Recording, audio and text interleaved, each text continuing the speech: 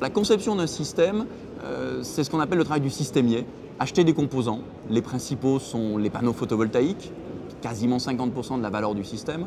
Un onduleur qui va transformer le courant continu des panneaux en courant alternatif et le synchroniser au réseau de ERDF. Et puis tout un ensemble d'accessoires, le système de support pour être étanche sur la toiture et les câblages. Le systémier doit acheter tous ces composants.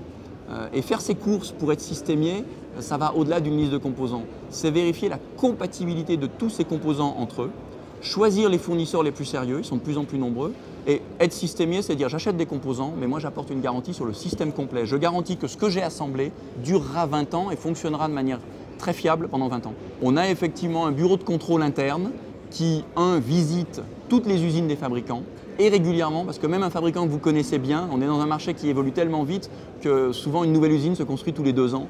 Donc il s'agit régulièrement d'aller auditer les usines, visiter les usines, vérifier les process. C'est souvent chez le fabricant que ça se passe. Pour d'autres accessoires comme l'onduleur, des tests en laboratoire peuvent être faits chez nous. On a tendance aussi à regarder de très près les tests faits par des organismes qui le font très régulièrement et qui sont tout à fait crédibles sur ce test.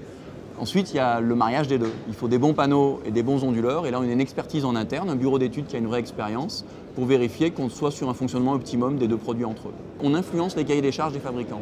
On leur demande de modifier la présence d'une petite diode qui donne telle information simple à tel moment. On conçoit nous-mêmes des systèmes de monitoring, parce que souvent le système de monitoring prévu dans l'onduleur n'est pas suffisant.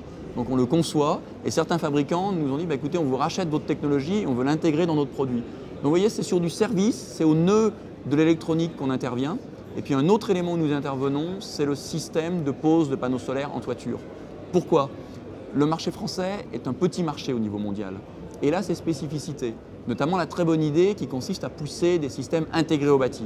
Bonne idée parce que ça fait des systèmes discrets, ça évite le rejet du photovoltaïque par le voisin.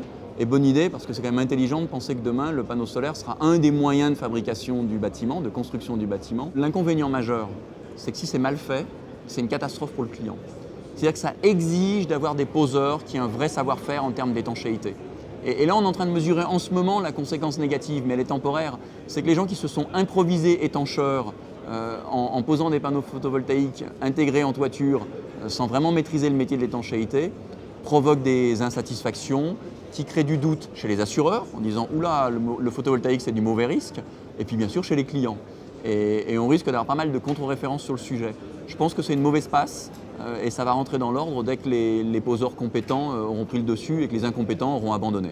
Derrière ça, nous avons un service recherche et développement, je soulignerai surtout le côté développement, et nous faisons très régulièrement des brainstorming, des travaux où nous mettons autour de la table des électriciens, des couvreurs, les hommes qui sont sur les toits, les ingénieurs qui sont dans les bureaux d'études, et en permanence, nous faisons des travaux qui ressemblent vraiment à des démarches d'analyse de la valeur pour trouver des bonnes idées d'amélioration des produits.